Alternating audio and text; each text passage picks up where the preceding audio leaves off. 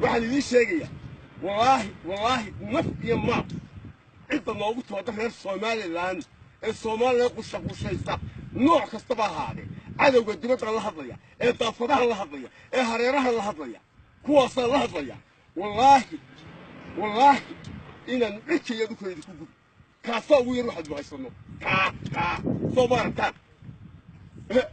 waxaad noo yaallaan waa waaweyn waxaad idiin sheegayaa ha ku soo logo'ina somalilan ha ku soo logo'ina somalilan waxaan idiin sheegayaa mar walba diyaar waxaan u nahay hagardaamada somalilan guda iyo dibadda ciddii isu dayda inaannu diyaar u nahay inaannu gubno oonu ololino ayaannu diyaar u nahay oonu dadkayga daafacno oonu ka daafacno cadow kasta nooc kastaa noqdee ayaannu diyaar u nahay haddaanu reer somalilan nahay waxaan dadka reer somalilan sheegaya oon idinku boogaadinaya ilaa iyo haddii la beeda ka ila xuduudaha meelahaynu ku leenahay amba galbeed amba bari meel kastaba ahaato ogaada inaad cadow badan leedihiin inaan laydiin oggolayn nolol iyo jamhuuriyad ahaan iyo somalilan ahaan inaan laydiin oggolayn ogaada markaa maadaama ay sidaa tahay waa inaad ku soo toostaan ood ku seexataan inaad dalkiina daafacdaan ood nooc kastaba ka daafacdaan waxaan idin leeyahay oynu isku ognahay waynu u dhimanaynaa dhulkeeda wax alliyaal waxayna soo daandaashada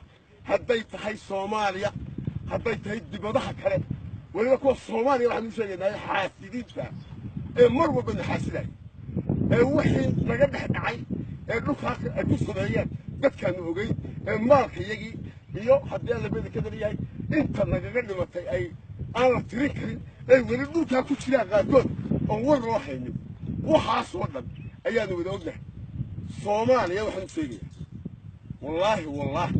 waad garanaysaan markii laysu bareeray waxaan idinku samaynay aynu isu bareernay idinkoo diyaaradii haysta idinkoo dabaabadii haysta idinkoo maalkii adduunyada o dhan haysta idinkoo wax walba haysta iyo annagoo kuwaannu idinka qaadno mooye aan mid kaleba haysta mid kaleba aan haysta intaannu idinka gurray inaannu furtan idinka gelino oonu meel walba idin eegnin oonu idinku tuurnay koofo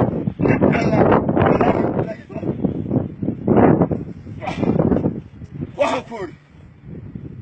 waxaan idin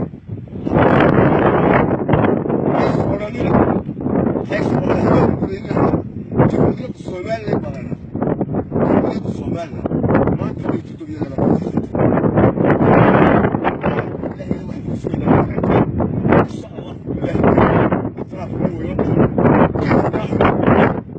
annaga hagaajito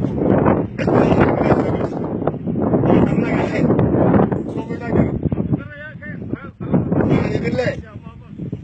waxaan idin leeyahay somalilan